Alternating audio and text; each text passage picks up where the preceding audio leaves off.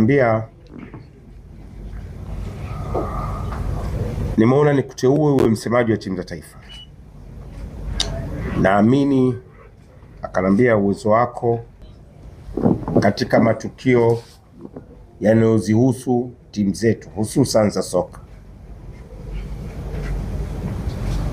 Sasa of course nilipigwa kama na gumbizi la sekunde chache, kwa sababu sikutegemea kupata appointment ile, na nilikuwa nimekaa na wife nyumbani.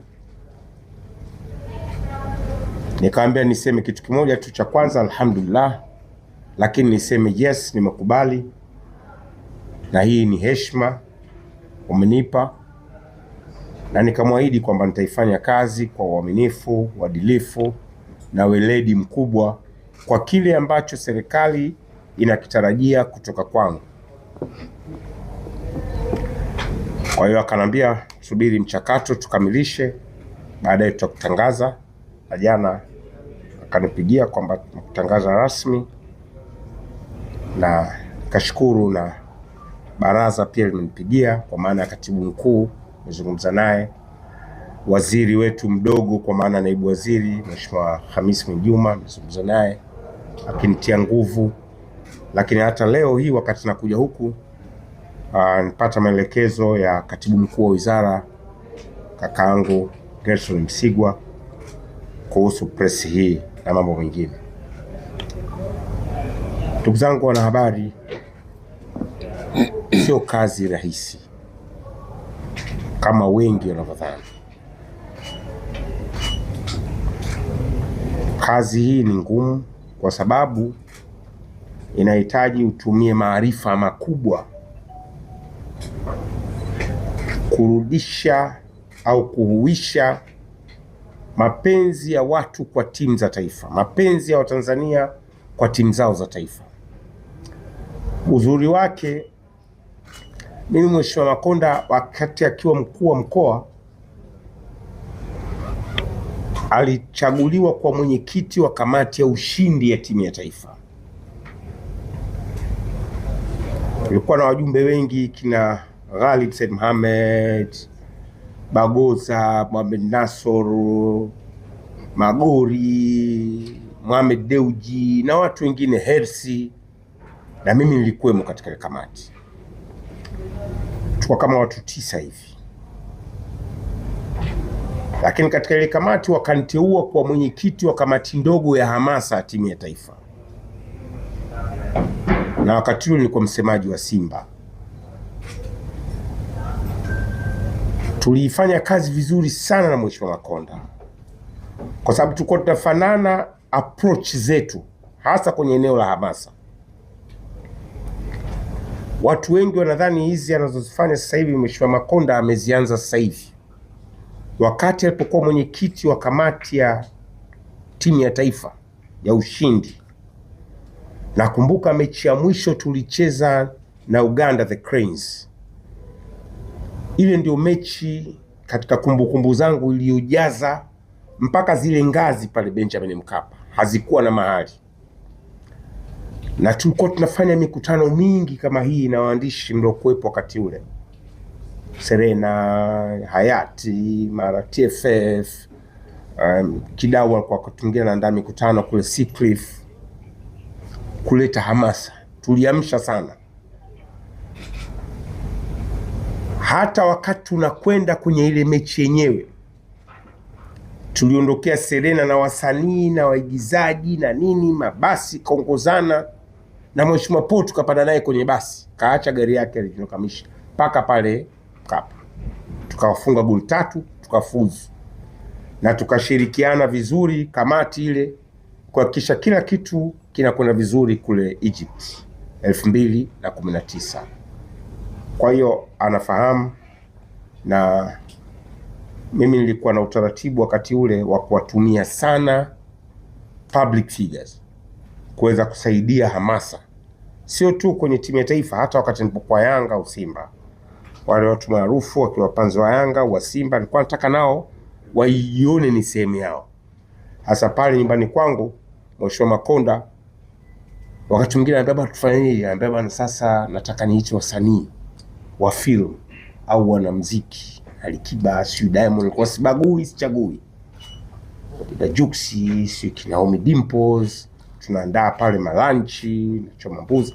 Wale wakitoka pale na wapa agenda na JB Kigosi, agenda to push timu ya taifa, tuseme kuhusu timu ya taifa, post zote kina Jokate hawa Wema, si wote, Auntie Ezekiel, wote. Ilikuwa njia iliyofanya kila mtu aione timu ya taifa ni yake.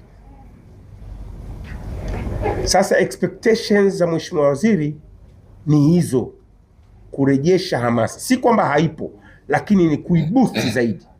Kazi kubwa inafanywa na baraza, kazi kubwa inafanywa na TFF, lakini anataka tuongeze nguvu kuisemea timu ya taifa, kuibrand timu za taifa, kufanya kila Mtanzania aone timu ya taifa ni yake. Timu hizi za taifa zinatuondolea tofauti za kikabila, zinatuondolea tofauti za kidini, za kikanda, za eneo tunalotoka, za rangi, za jinsia. When it comes kwenye national team, kila kitu kinakuwa kiko pembeni. Maslahi ya nchi yanawekwa mbele. Tunaweza tukatofautiana hata kimitazamo ya kisiasa, lakini timu ya taifa ikicheza, maana yake fahari ni kwa Watanzania wote bila kujali itikadi zao, na ndicho tunachotaka kwenda kukifanya. Hata bagua mtu. Mimi napenda kushirikisha. Style yangu ya ufanyaji kazi ni kumshirikisha kila mmoja, sababu kila mmoja hapa ni Mtanzania. Kila mmoja ana nafasi yake katika kuboost timu za taifa. Kazi kubwa inafanywa na Yanga, kazi kubwa inafanywa na Simba. Tutawatumia effectively maafisa habari wa pale na watu wao hamasa, sababu nao ni sehemu ya Watanzania. Lazima tushikane mkono inapokuja tu timu ya taifa, iwe Serengeti Boys, iwe under 20, iwe timu senior, iwe za wanawake, iwe yoyote ile. Nchi za wenzetu, hata majirani zetu, Uganda, inapocheza the Cranes, hakuna kitu kingine. Nchi inasimama inashughulikia the Cranes, hawaangalii itikadi zao za kisiasa. Mbona kuna wakati the Cranes ilikuwa inacheza, Bobi Wine mgombea urais akaungana na Waganda wenzie bila kujali mambo ya usiasa, kenda kusupport timu ya taifa. Even Kenya, even Congo. Hasa sitajisikia vizuri nikiona timu ya taifa haiwekwi mbele. Tuendelee na ushabiki wetu, kwa sababu ndio hulka zetu, lakini timu ya taifa iwe above hizi clubs. Ndio wenzetu wafanya. Egypt kuna upinzani mkubwa wa clubs kuliko Tanzania. Zamalek wakicheza na Al ni kitu kingine. Even Morocco, Raja wakicheza na Wydad ni kitu kingine. Lakini when it comes kwenye national team, kila mtu anasahau Wydad wake, Zamalek wake, Ahli wake, anashughulikia timu yake ya taifa au timu zake za taifa. Na ndicho alichonielekeza Mheshimiwa Waziri, kubrand timu za taifa. Sina njia nyingine yoyote ya kufanikisha matarajio ya serikali bila support yenu. Sina. Siwezi kutoboa. Bila nyinyi sitoboi. Nitafanya media tour. Nitakwenda kila kituo cha habari, iwe online, iwe TV ya kawaida, iwe radio, iwe magazeti, kuhakikisha timu ya taifa inatajwa tu. Kwanza tuzitaje. Tunakwenda kuandaa AFCON. Dar es Salaam ndio opening ceremony. Game ya kwanza itachezwa Benjamin Mkapa. Tuanze kuchangamsha. Jana nilikuwa naongea na mkurugenzi wa halmashauri ya jiji Dar es Salaam, na bahati mimi ni mwenyekiti wa kamati ya mipango miji pale. Bana, sasa tuanze kuweka mabango sasa. AFCON 2027 naweka pale mitaani, airport, wapi. Yaani mtu akiingia tu akishuka ndio hapa mwakani kunapigwa hapa. Nchi Dar es Salaam ichangamke, Zanzibar pachangamke, Arusha pachangamke. Kila mtu ajue kuna AFCON 2027. Leo kwa mara ya kwanza katika historia ya taifa hili timu yetu inakwenda kucheza AFCON final. Haijatokea.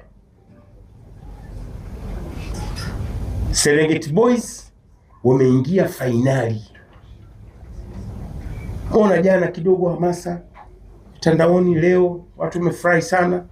Kwa jana natoka Wasafi, kasimamisha gari nikapa driver simama kwanza niangalie hizi penalty. Maana nimefika kuta makelele, lakini ile mtaani unaona amsha watu. Kwa watu wanapenda timu za taifa.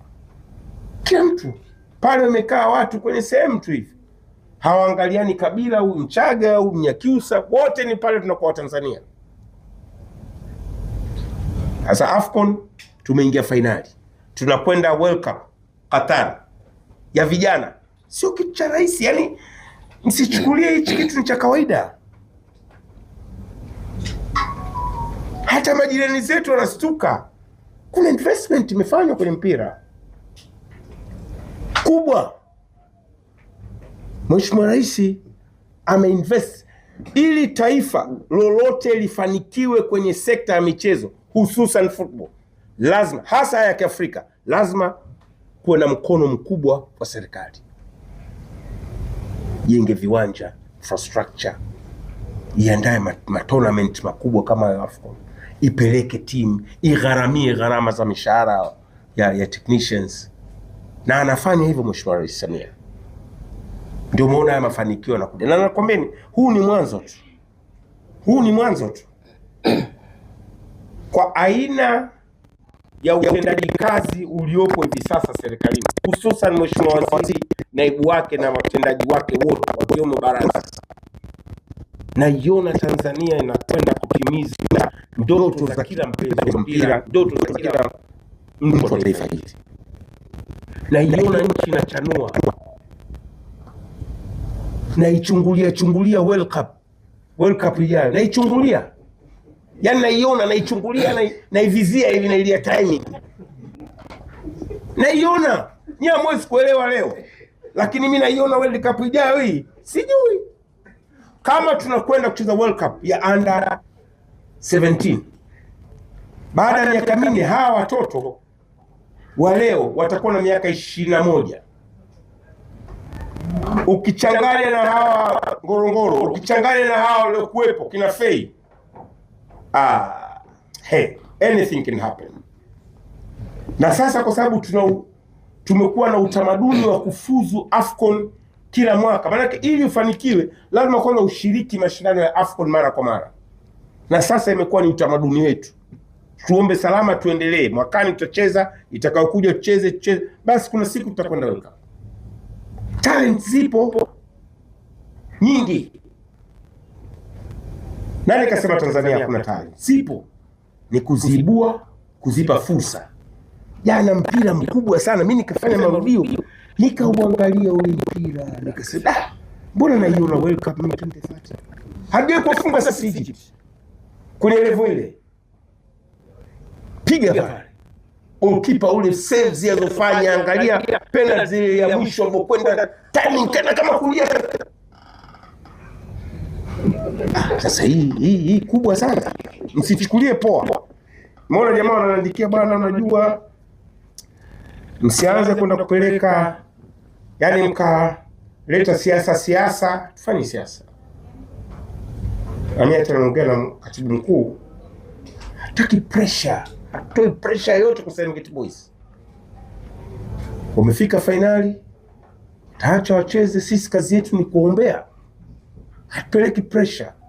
Of course wakishinda, hata ikitokea bahati mbaya na Mungu aepushie mbali, wakaishia hapo fainali, serikali haiwezi kuacha.